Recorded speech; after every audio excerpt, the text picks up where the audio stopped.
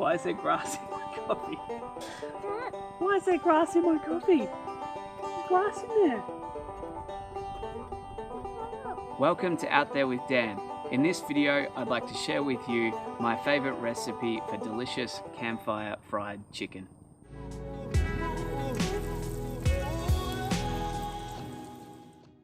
It's been a nice winter's day here. We had a bit of sunshine. All my neighbours are out and about doing stuff, so I thought, might as well get out in the backyard and do something. I've been working on some videos in the direction I really want to take the channel, which is about camping and travelling tips.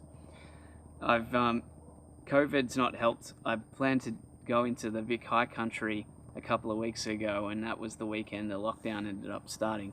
So I thought I've got to do something in the meantime. I've got some really great ideas, so it's not all going to be cooking, but I hope you're enjoying these cooking ones. And if you've got any ideas on things that you'd like me to do on the channel, please let me know. I'm really keen to hear what my audience wants. So we're going to make fried chicken burgers for lunch. There's 4 stages involved in outstanding campfire fried chicken. First of all is the soak, then the base coat, then the egg wash, then the top coat. And so that's how I'm going to be describing this as I go along. For this, I've used the stainless steel mesh insert that I got off Drifter to put inside the Snow Peak fire pit. This creates a uniform flat bed to put the heat beads on, and it also just makes sure that the heat beads are closer to the oven without having to fill the whole thing up. So you basically don't have to fill up the fire pit as much.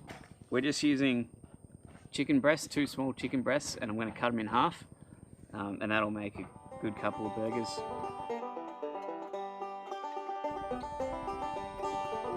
Wow. We soak in buttermilk. You can get this in the cream and yogurt section of your supermarket. The soak's got 3 purposes. 1, tenderize the chicken. 2, infuse the chicken with flavor. And 3, give the flour in the base coat something to stick to. So three reasons. Yeah. I'm going to mix up with herbs first. So I've got in here about a heap teaspoon of garlic powder, a heap teaspoon of mustard powder, a level teaspoon of paprika, and what else? Mustard powder, garlic powder, cayenne pepper, and table salt. And I'll put the recipe in the comments. So about 300 ml, I think, for the size of this, which is half of this. This is 600 ml. No. Give or take. And then I'm going to put my herbs in. Wow. The herbs you want to use in the soak are herbs that you want to really infuse into the chicken. You want those really deep, entrenched flavors getting in there. And so I think that the garlic, the cayenne pepper, mustard powder, garlic powder, these... Take 2.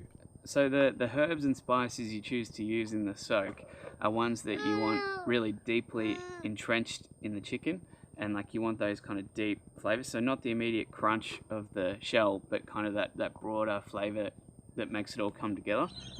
If you were doing this in the kitchen, you'd probably leave this in the fridge overnight. You really want it to soak in, but as a bare minimum, if you're camping or you're out in the backyard, 20 minutes, that's what I leave it for. Step 2 is the base coat. This is where we coat it in flour. The aim of this is to create a shell or a casing so that no oil, when you're cooking, actually touches the chicken itself. It's basically like the chicken's in a capsule, and the heat of the oil in contact with the capsule is what cooks the chicken inside. This is the simple part because you're just using flour, but this is also the messy part, so get ready with some paper towel. You really want to try and coat every little millimeter of it so that you can't see any bare chicken. This is what I mean. The liquid of the buttermilk sticks to your fingers, and then you end up creating a batter on your fingers as well. We just got 4 pieces here, but if you're doing a whole packet of tenderloins or a massive amount of drumsticks or something like that, it can get sort of really messy really quickly. So this is quite manageable. So So I've used just less than a cup of flour. Try and get it in all the grooves and creases. That's what gives you that real crispy texture. And that's what happens to your fingers. I'll just dust off. You really want the flour to bind with the buttermilk, so you want to leave this for 20 minutes as well. Keep it simple. So if you're camping or something, 20 minutes soaking, 20 minutes to let the base coat cake on there. For deep frying, I usually use rice bran oil. It's got a really nice pleasant taste, and when you sort of compare its price to its taste, I think it's really good value. The most important thing though is that you get a oil with a high flash point or high temperature oil. Otherwise, if you overdo it with the temperature, it'll catch fire and you don't want that. If it was made of money, I'd probably try like an avocado oil or a coconut oil, something like that. But you know, day-to-day cooking and weekend stuff, this is perfect.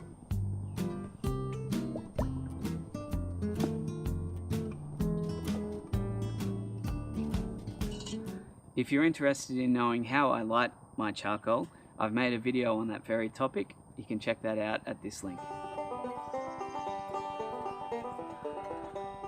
Because I don't need the flavour of the hardwood to get into the food, I'm just using briquettes for this cook. So if I've got enclosed cooking, like in a camp oven, I usually just use the briquettes. It works out a bit more economical.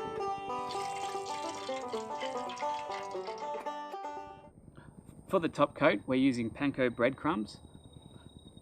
I found that if you mix a little bit of plain flour in there, probably 4-to-1, just a little bit of plain flour, it helps really make the outer really crispy, which is what we want. So I'm just adding a little bit of flour to that mix. And here's where you add the rest of your herbs. These are the herbs you want the immediate crunch, the immediate bite, that kind of immediate hit.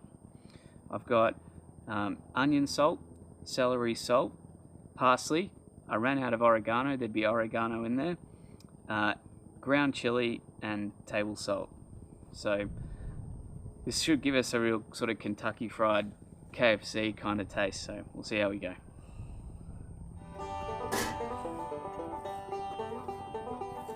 That's ready to go.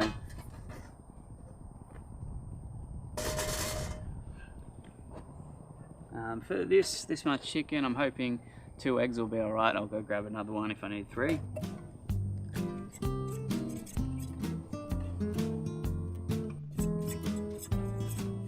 Alright, then it's as simple as doing what we did before.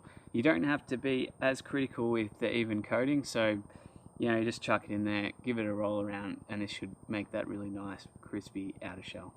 Dunk, roll over, cover an egg, dunk in there, cover it, roll it, cover it, roll it, get it on the ends,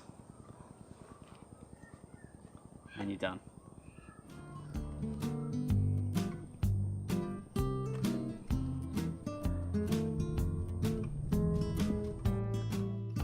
The cooking strategy is pretty simple. Get the oil to 180 degrees Celsius as the chicken goes in, wait till golden brown, and you're done. If you want to be sure, check the internal temperature of one of the thickest bits. This is an awesome one for camping, great with kids, a bit messy and overall lots of fun. You won't win a Healthy Living Award for making fried chicken, but by changing the oil or flour you can shift it in a healthier direction. We've tried almond flour, lentil flour, and they all taste different. It's best to eat fried chicken with something green and not to eat too much. I'm just trying to melt some cheese on top. I've done this in the past, but this isn't melting as well, so we'll see how it goes. The Bedourie oven's really good like this, because with the Bedourie oven you really get a fry pan or a skillet as well as the oven itself, because you can just flip the lid over and use that. I've just got brioche buns from Coles to go with it. Just gonna lightly try to toast the insides of those. Alright, let's build one.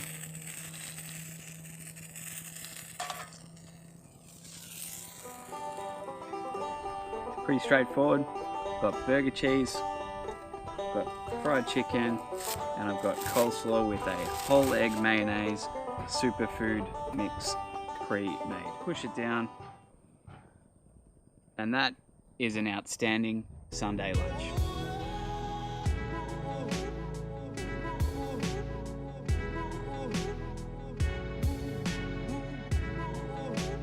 As of today, I've got 78 subscribers, which is just phenomenal. That's 78 people that I think I've reached that are like-minded and that I've been able to give some value to. I haven't asked my friends and family to subscribe. I haven't sort of marketed myself in any other way. People have stumbled across the channel and I've resonated with them, and that's great. I think I'm onto something. Please stick around for the journey. It's been great so far, and looking forward to more. All right, folks, I hope you've enjoyed this. This has been the 4-stage signature Out There with Dan outstanding campfire fried chicken recipe. I hope you've liked it. Leave me a comment. Look forward to seeing you soon. Cheers.